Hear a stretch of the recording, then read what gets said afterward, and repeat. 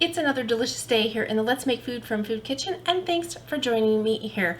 Today I'm going to be making an egg roll stir fry. I'm using some ground pork, and I thought I would get a little bit ahead today, and I prepped my cabbage, I prepped my onions and carrots and green onions and basically everything except the ginger because I'll have a few minutes. So here we go.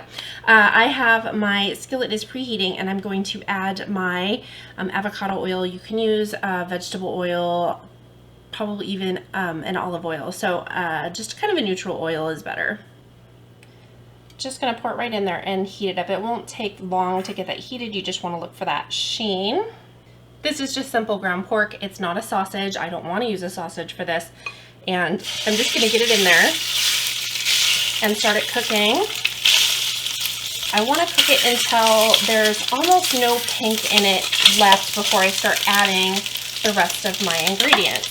So I'm just going to set that over there and start prepping my ginger. Now normally I would shred it, grate it in my little handy dandy tool that I have, but I want to have a little bit of the ginger bite, so I'm going to go ahead and just chop it up a little finely instead this time. So while I do that, I can talk a little bit about the rest of the ingredients. The cabbage, there's 3 cups, probably a little bit more than that if I'm being honest. There's quite a bit, but it doesn't have to be a mixture. You don't have to use a blend. If you just want to buy one cabbage, then just pick which one you want. It doesn't have to be purple and green. You can use all purple or all green. I think it's just prettier, and I was almost out of green, so I went ahead and bought a red, and then after I started chopping, I had plenty of the green anyway, so whatever, it doesn't matter. It's up to you. If there is a vegetable that you just really don't like, you can leave it out. You can substitute it with something you do like. I don't think I've said it for a while. I used to say it pretty often early on in my channel that I am not a professional chef. I am a mom, a homeschooler. I've hosted a restaurant show where we would go into restaurants and talk to the owners and the chefs, and we would make dishes and things like that, and I learned so much in that process, and I've always enjoyed cooking and definitely the eating part. So that's just a little backstory on me if you didn't already know.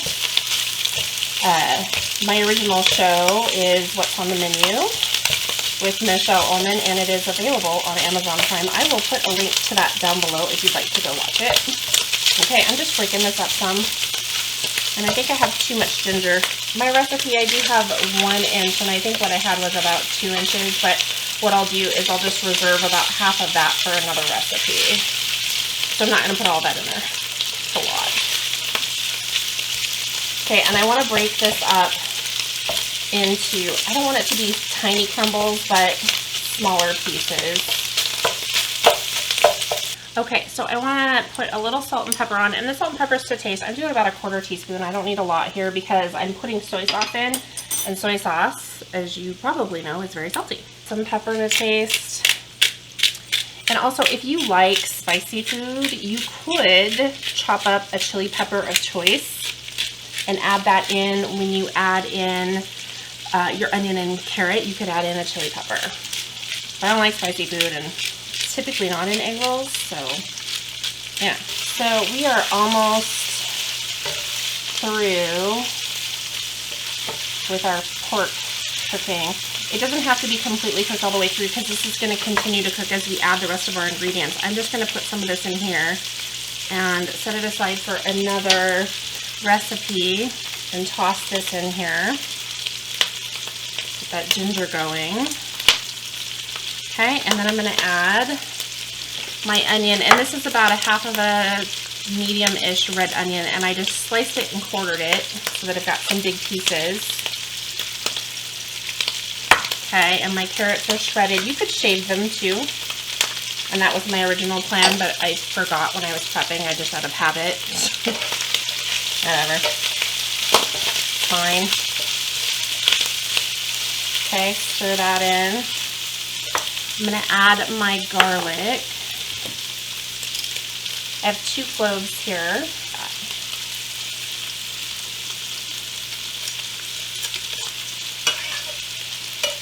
Okay, so I'm going to stir this up and let this cook down for a couple of minutes. I want the onions to cook and soften the carrot some. I wait till closer to the end to add my cabbage. I don't like overly cooked cabbage. I want there to be just a little bit of bite left to it, not a crunch, but just a little bit of bite. Otherwise, I typically just don't eat it if it's overcooked for me. So I particularly wait to the end to add that. More like a good wilting. Okay, so I'm gonna let that cook for a minute, clean up some stuff, get it out of the way, and then we'll add some more ingredients. Okay, the onions are cooked down some, so I'm gonna go ahead and toss in all of my cabbage. No, really, all of it.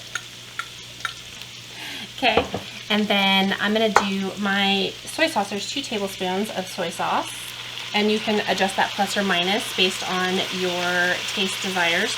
And I have a tablespoon of sesame oil, and that is for a delicious flavor. I love the flavor that sesame oil adds.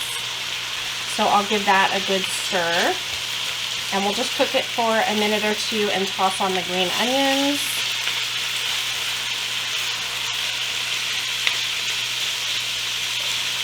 And like I said, we're not trying to overly cook this cabbage. And we'll just let that sit for a minute or 2. Okay, and now I'm going to sprinkle on my green onion. And you can reserve a little bit to top your bowl if that's what you'd like to do, but I'm gonna not this time. I think it looks very pretty all by itself this way. So I'm gonna stir that in. I'm gonna go ahead and turn off my heat and just let it sit for a minute. And then we are ready to dish it up.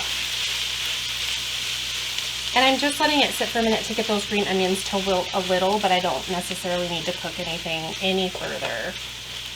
It does look really good. And just because it's a big bowl doesn't mean we have to fill it, right? Look at that. Doesn't that look delicious? Now, you can top this with some sesame seeds if you happen to have any.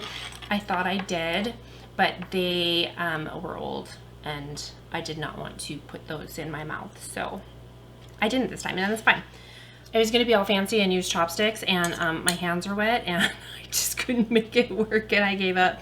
And I've used chopsticks many times, and it just wasn't working. I'm like, I'm going to make a huge mess with this, so I know when I'm defeated.